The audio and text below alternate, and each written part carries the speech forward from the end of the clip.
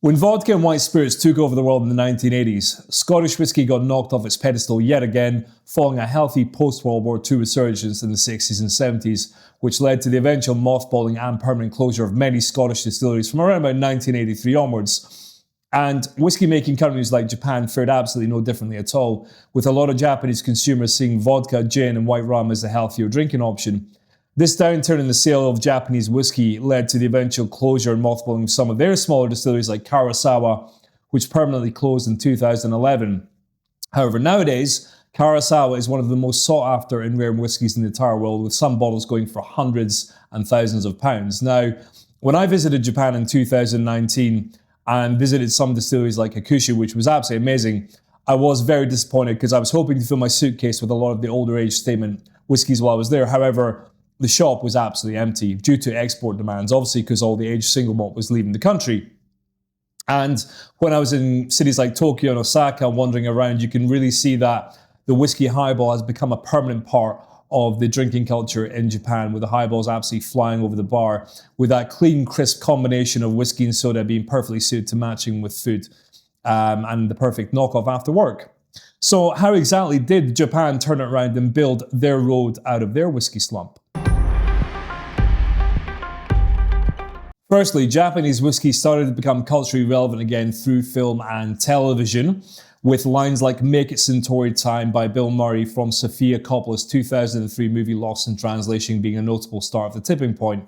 Then later in 2014, a show called Masan dropped onto Japanese TV screens, which told the story of Japanese chemist who moved to Scotland to study whiskey making and falls in love with a Scottish lass, and much to the opposition of both their families, he takes her back to Japan. And this, of course, is all based on the real-life story of Masataka Takatsuru, who moved to Scotland and did apprenticeships at distilleries like Longmorn and Hazelburn, and then met Rita Karen. They got married and moved back to Japan, where he became the original distiller at Yamazaki in 1923, and then founded Nikka later on. So basically, over the course of a decade, through film and TV, Japanese whiskey had become part of the day-to-day cultural narrative. Then, to make Japanese whiskey truly accessible to the masses, Suntory revived the whiskey highball, which had actually travelled to Japan during the Second World War from the United States. And focusing on the fact that about 50% of the drinks market was dominated by beer brands, Suntory very cleverly positioned the whiskey highball like a beer, selling it in cans and selling it on taps at izakaya bars all over Japan. That clean-cut combo of whiskey and soda perfectly suited to the Japanese palate, perfect with food, and now Japanese bartenders dedicating their lives to making the perfect whiskey highball. And if you're ever in Tokyo, go and see Mr. Sako at Sako Bar for his highball. Interestingly enough, Suntory had actually tried to launch a highball can during the 60s. It's called the Wistan Highball. The only caveat was, though, you had to have a can opener with you to actually get into it. And when it comes to international recognition, from the early 2000s, Japanese whiskey brands like Nikka, Yamazaki and Hibiki all started accruing top spots at international awards like the International Spirits Challenge and the World Whiskey Awards, showcasing that it was a serious contender on the world whiskey making stage.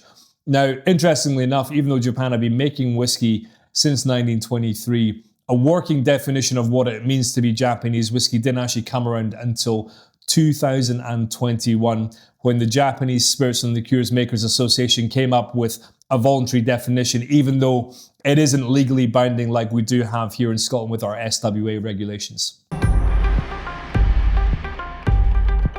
And so Japanese whiskey stayed the course through the tough years, but unlike Scotland, hadn't put away enough aged stock during the 90s and the noughties to meet that demand when their popularity went through the roof, along with their prices, of course, proving, of course, that you can be a victim of your own success. And even though they didn't have enough aged stock to go around for a lot of their blends, they did, of course, create some amazing value Japanese whiskey brands like Nikka from the Barrel, which has a mountain of Scottish influence, despite its delicate Japanese packaging, which kind of sells itself. And I remember getting back from my whiskey trip from Japan in 2019, feeling a bit sad that I didn't get to fill my suitcases lots of aged whiskey from the distilleries. But I do vividly remember walking into my local bar in Highbury in Islington and spying a bottle of Yamazaki 12 on the shelf. And I said to the bartender, "How much is it for a dram of that?" And he turned around and said £3.50. So needless to say, the bar hadn't increased their prices of that bottle since the early 2000s, and needless to say, the bottle didn't last that long that evening as well. So through relevance, occasion, acclaim, and demand, that's how Japan built their road out of their whiskey slump. And if you want to read up more on the history and the culture of Japanese whiskey, I highly recommend the books Japanese Whiskey by Brian Ashcraft and, of course, The Fabulous Way of Whiskey by Dave Broom. Cheers.